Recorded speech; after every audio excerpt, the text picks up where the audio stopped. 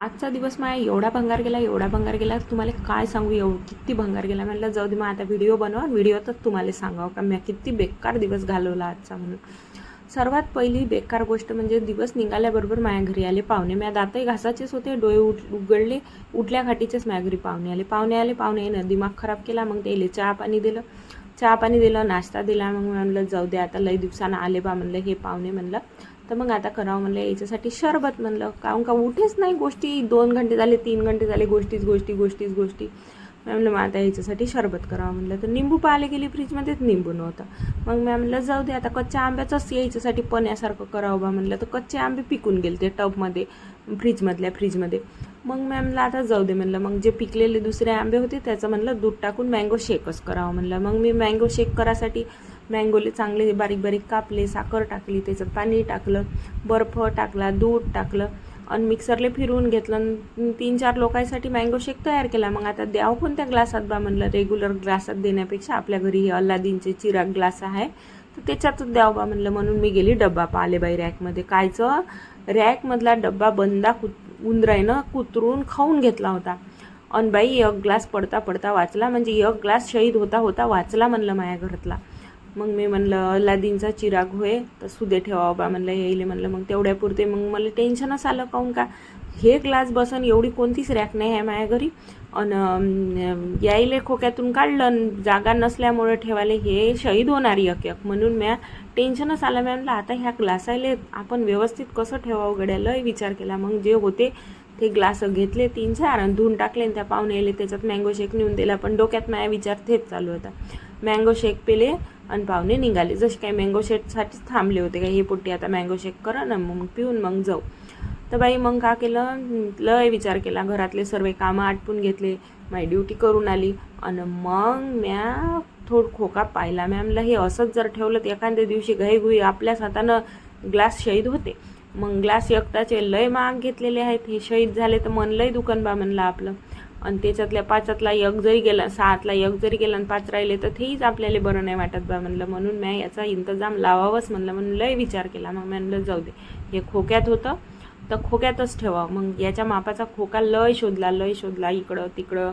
मग हे विचार केला, म्हणलं खड्ड तरी चिपकून पाव याच्यावर, तो पचका खड्ड काही चिपकाले खाली नाही. काहून का डब्बा झालता लूज आणि खड्ड झालं कडक. मग ते काही चिपके नाही, निघूच जाय साड्डा. मग मी म्हणलं हे काही बरी गोष्ट नाही. मग बिचारे दुसरे डबे शोधून काढले, सिरिंजाईचे डबे आहे माझ्या घरी, तर दुसरे डबे शोधून काढले. त्याच्यात ग्लास मोठे झरनाटे असल्यामुळे ते नाही मावे, त्यात टाकून पाहिले, ते ग्लास नाही मावे. मी म्हणलं हे काही बरी गोष्ट नाही. आणि 4 ग्लासाच्या वर याच्यात मावणारे नाही बा म्हणलं. मग 6 ग्लास एकाच ठिकाणी बरोबर राहीन असा डब्बा पाहायचा होता मला. मग बंद घर हुडकून काढलं, इकडं पाव तिकडं पाव, झांबलो. मग मला एक डब्बा सापडला. तो डब्बा ग्लासापेक्षा मोठा होता. मग एक ग्लास त्या डब्यात ठेवून पाहिला. आणि मग बाई त्या मापानं बरोबर ते खोका कापला आणि कापून मग त्याच्यात ग्लास ठेवून पाहिला. आणि त्या मापानं बरोबर कापून त्याला साईजवर लावलं. आणि मग बाई त्याच्यात दुसरं खड्ड ठेवलं. काहून का मग त्याचं झाकण नाही लागे, कापल्यावर ते डब्बा पुरा पॅक नाही होय. मग बाई एवढा दिमाग लावला. मी म्हणलं जाऊ दे, आता मापाले तर बरोबर झाला. मग पहिला डब्बा कापला, त्याचं हे जे खराब होतं ते सर्व काढून टाकलं. आणि जे खालचे बरोबर खाचे होते ते खाच्यात फसवले आणि त्याच्यात ते ग्लास ठेवले. आणि तो डब्बा पॅक केला. आणि वरून धूळ जाऊ नये म्हणून खोक्याचं जे पहिले आपण कापलं होतं चिपकवासाठी ते त्याच्यात ठेवून दिलं.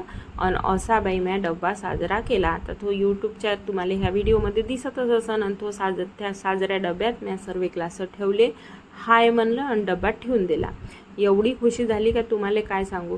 आता तुम्हाला एक गोष्ट नवीन सांगतो का, पोट्ट्याईनं म्हणलं नवऱ्याईले मारायचे असे उदडे घेतले आहे आता का डोळे बंद करून उघडेपर्यंत एका पोट्टीनं नवरा मारलेला राहते. ते एवढं सगळं कायच्यासाठी, म्हणजे जुन्या काळात जसं काही झालं घरात का सुनस मरे, तसं बहुतेक आता पोट्ट्याईनं तो बदला घ्यायचं ठरवलं आहे. म्हणून 5 मिनिटात नवरा मारून टाकते. लग्नाला गेली आता हे पोट्टी सोनम, हनीमूनले गेली बाई, त्याचा खर्चही केला, मारायचंच होतं घरीच मारलं असतं. कायले तिकडं नेलं त्याले, तिथं नेला आणि तिथं चंद्र काढला आणि तिथं त्याला मारून टाकला. आणि चांगली शहाजोगासारखी घरी वापस आली. काय बेशरम पोट्ट्या झाल्या बाई. पोट्टे तर ठीकच आहे, पहिलेच बेशरम होते, पण पोट्टे आता बेशरमच होऊ राहिल्या. पण मला असं वाटते का समाजाला हेच भाषा समजते. त्याला चांगल्या पुरी ले त्रास देणं आणि चांगल्या पोरीले वाईट ठरवणं हे करू करू करू करू आता पोरी ह्या नतिजावर पोचल्या का काही खरं नाही. येले रप मारा. आता पोट्ट्याचे मायबाप कुठं पोट्ट्याले घोड्यावर चढवायचे स्वप्न पाहून राहिले आणि पोरी बिचारे त्याच्या हस्तक गंगेत शिरवण्याची प्लॅनिंग सहित लग्न करते. एवढं खतरनाक चालू आहे. आता कुठं जाईन कलियुगाच्याही पुढचा युग आला वाटते. हा कुठं जाईन का माहिती इथून दुनिया.